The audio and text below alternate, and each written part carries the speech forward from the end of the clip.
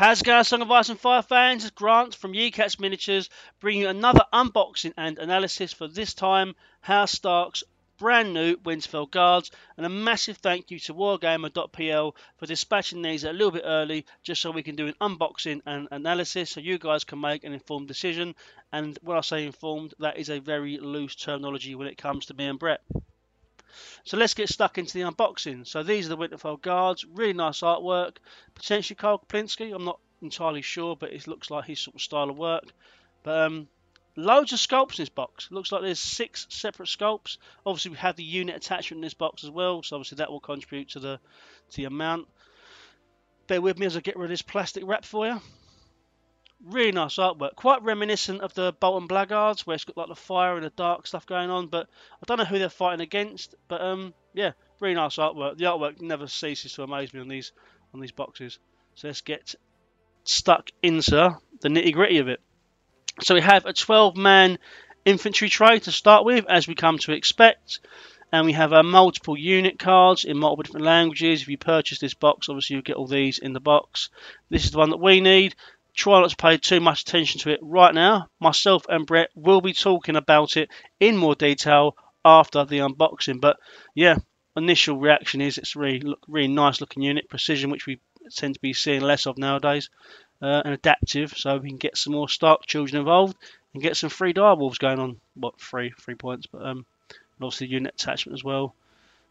Coming with critical blow, and enemies successfully charged by this unit become weakened. All for 1 point. Seems slightly unaccosted, but myself and Brett will discuss it, and we'll see what the place from is. So here we go. We're going to get stuck into the miniatures. So as I said before, there's 6 individual sculpts in this box, which is probably one of the most we've seen in any box. So let's get stuck into it, and we're going to start with the Winterfell Champion. Now, obviously, this guy is the only miniature in this box without a helmet.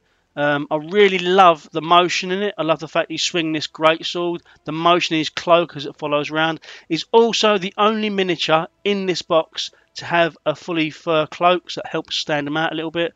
Yeah, really nice, loads of detail, and really cool chainmail. So the first unit sculpt, all these poses, bar one, is really nice. Like this guy with a sword raised above his head, about to swing it down. Really nice pose. Feet firmly planted into the ground. Loads of material on these miniatures. Not so much plate mail or chain mail, just loads and loads of material. And as a hobbyist, I really do enjoy painting material, so I can't wait to start painting some of these. Now let's look at our second sculpt. Now this is potentially my favourite sculpt. There's 2 really standout ones for me. This is the first. I love the motion behind the swing, the fact that he's stepping into the swing as well. Whoever's on the receiving end of this is going to wake up with an extremely bad headache or an extremely close haircut. Also, to bear in mind, I really like the Viking-esque helmets these guys are wearing, with a fully enclosed face mask on them. I'm not a massive fan of this pose. I think it would have been quite nice for a character, but for a unit guy it seems a bit strange. But yeah, I might be wrong. It might make sense to you guys. Still really nice sculpt. Still loads of detail. He may be just finished mid-swing, or he may be, you know, asking someone for a challenge maybe. Again, you get to see more detail on that helmet though. It's really cool. That right enclosed helm. So this is my second favourite sculpt. I love the pose in this guy. He's obviously going for an upward swing or just finished a downward swing, but the aggression on his face is so cool. Just the gritting his teeth and swinging that double-handed sword. And again, loads of material, loads of room to sort of paint and highlight. If you guys are painting these miniatures, make sure you tag us on Instagram so we can check out your paint schemes. And our final sculpt from this box is the standard bearer. Quite a resolute, stoic pose. No movement at all other than the fluttering of the banner. An embossed House Stark sigil, which I always prefer, rather than you have to freehand it. But the back is blank if you want a freehand. I personally may try and paint a sort of silhouette of Winterfell just to make these really pop and stand out. But again, a box full of amazing sculpts. I'm going to go and jump on a call with Brett, and you guys can check out the spinning shop.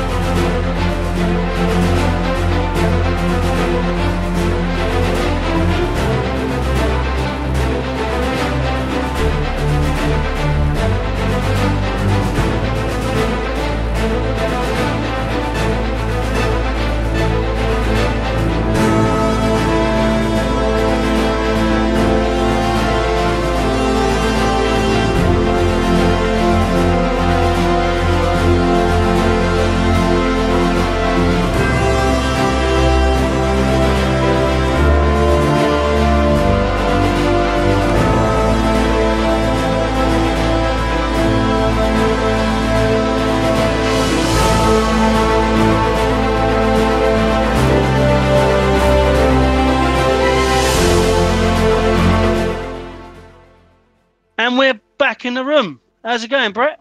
Hey, how are you doing? Doing pretty well out here. So, what's going on? What's shaking? Not much, man, not much. But we've got these two brand new boxes, compliments of Wargamer.pl. And the first box, man, we'll be checking out for House Stark. And we're looking at the Winterfell Guardians. Oh, sorry, the Winterfell Guards, sorry. The Winterfell Guardians one you stick a Tully Cavalier to make super powerful. These are not them. So, yeah, initial impressions, Brett, have you seen them? What do you think of initially? They're actually quite interesting. The models look phenomenal, and it's a pretty cool, it's a good looking unit. The stat line is what I think they need to make any unit that's 7 points. They should all be 7/6/4. That you would be surprised that one when they're 7/5/4, that loss of a dice really you feel it. It's pretty impactful.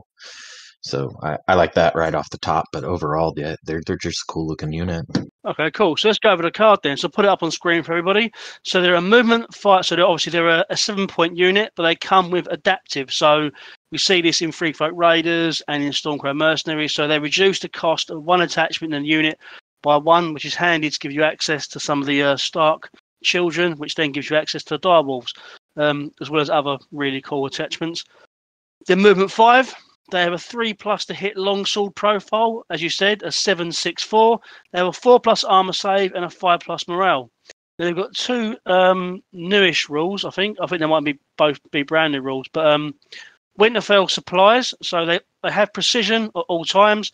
But whilst you control the swords, this unit's melee attacks roll their highest attack die value. And they come with improved defences. So while you control horses, this unit gains +1 to defence dice roll. So whilst you control the horses, these guys go to a 3+ armour save and 5+ morale. So that's the stat card, Brett. What jumps out at you initially, other than the attack profile? No, I like improved defenses as an ability.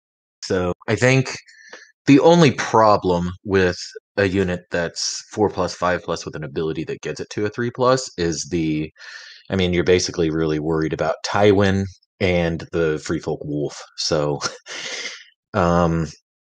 yeah, they really put a dent in any defensive unit. It still makes it really difficult to bring them if you're relying on abilities to give you your defense. That said, outside of those matches, it's pretty solid. Because you're going to turn them into a 3+, 5+. It's interesting. They need 2 zones to be fully turned on. I know that those zones also work for the Stark deck, but we've seen in the past relying on zone control a little bit too much tends to be a little bit of a downside for some of these things. It might be difficult to get control of the sword and the horse. I think a lot of people have wised up to how powerful free maneuvers are, and I see a lot of people that you didn't see before playing for the maneuver zone, playing for it. So I think that's going to be the biggest point of contention there for this unit. That said, the 4+, 5+ is still pretty solid. It's going to depend on what attachment you're putting in them. I think you're basically going for the zone that you need that turn. I mean, Stark are pretty lucky in as much they've got Catelyn and quite a few cards that give them highest attack die value. So it sort of takes away that requirement to have the swords. If it had been a control the swords, get highest attack die value and rerolls, that would have been obviously a different game. But I think, I think it's basically just you take the zone that you need that turn. Obviously, the Peter Baelish will help a little bit with that if you need him, but he's obviously gone down a little bit in value since dropping tokens. But you mentioned attachments there. I'll quickly put up the Winterfell Champion on screen, which is the 1-point attachment that comes in this box. So you get the Winterfell's Wrath with him, which gives them critical blow, and enemies successfully charged by this unit become weakened. Now, obviously, if you put him into the Winterfell Guard, you'll get him for free because of adaptive. But do you want to sort of talk a little bit, Brett, about maybe some of the attachments you might use in the Winterfell Guard, or any units the Winterfell Champion might fit into? I think the Winterfell Champion's probably going to see play in some of the Umber units, particularly Great Axes. Do I think it's super great? Maybe not. It's fun-ish, but I mean, you're searching for sixes to take advantage of the Great Axes is what's going on there. Though I feel like the weakened on the charge is just a bonus. I'm not really sure. Attachments are still in a really difficult place. I don't hate this attachment in its native unit though, but there might still just be better choices. I'm not really sure. Adaptive is a nice ability, but if you had something else, these guys look like a decent commander bunker, but you're probably not going to stick your commander in it because then you're wasting adaptive. So then you're looking at a 7-point unit, and I think the Starks just want to run Tully Cav at this juncture. Unfortunately, it's just that's the recipe that's working. I mean, 1 to 2 Tully Cav is what's working for Starks right now. Oh, I think they've got a little bit of synergy with obviously Rob Commander as well, but you say it's wasting the adaptive if you put Rob Commander in. It's obviously taking the horses to retreat, getting the regroup from the retreat action, and obviously then controlling the horses to give you the 3+ armor save with him is pretty decent, but it is a waste of the adaptive thing. Yeah, I've been running these guys for a little bit and trying to work out the best attachments for them, and I'm struggling, but you know, it's not to say there isn't the right one out there for them. Rickham would be quite nice on them, just to get you the free dog rather than have to take Stormcrows to get it. You know, the interesting thing that I've found about attachments is if there were more attachments that ignore the attachment limit, you might see even more attachments being played. Now, I'm not saying that the list that I ran at Adepticon is any kind of indicator on how certain played, but I definitely took advantage of Satin ignoring attachment restrictions, and I pretty well maxed out attachments in both of those lists. So if there were more attachments that ignored and gave you something like Satin does, I think then they make a wonderful commander bunker, and that probably they've got some pretty nice synergy with several commanders. So I could see that being a thing. Absolutely. Okay, cool. Yeah, so yeah, it's really nice looking unit though. Really cool sculpts, and I think that they've got a game on the table. I think it's just a case of breaking them in a little bit and sort of working out which attachments are going to work with them. But definitely do leave a comment in the section below if you're using them, what you think about them. Even if you don't own them yet, just drop a comment. Let us know what you think might work. It'd be interesting to get some ideas and get some concepts around what you guys plan to run when you get your hands on these. And obviously the Winterfell Champion as well. If there's any units you think he finds a home in, I'd quite like to see him running Umber Berserkers, if I'm honest, because I think that being charged, become weakened, really plays well, especially at that final rank. You know, the enemy's hitting your weakened token, you've got a 3+ armor save. That's pretty sweet. And again, a massive thank you to wargamer.pl for supplying these boxes so we can check them out and do a review on them for you. And cheers for your time, Brett, mate. It's been a long time. We need to talk more often. Possibly less about toy soldiers. Maybe we could talk about the weather, the best way to eat cabbage cream eggs, that sort of stuff. Hey, our weather here is really nice, so I have no complaints as far as that goes. Well, it's been all right here, mate. It's been an Easter weekend. It's been a bit rainy, a little bit sunny. It's English weather. That's what that is. But we're in the true north here, Brett. We're not in Dawn like you. It's turning into Dorn more and more every day. Winter. What's that? Because more camels, or? It's just warming up. I like the warm weather. I'd have preferred if it said camels, but anyway, this conversation is going off road. So thanks for checking out the video. I hope you liked it. If you do like the content, please do like the video, subscribe to the channel, and leave a comment in the section below. Let us know what you'd like to see, what you think you're going to be running these guys, and we will catch you soon. Cheers, Brett. All right, cheers. See you, buddy.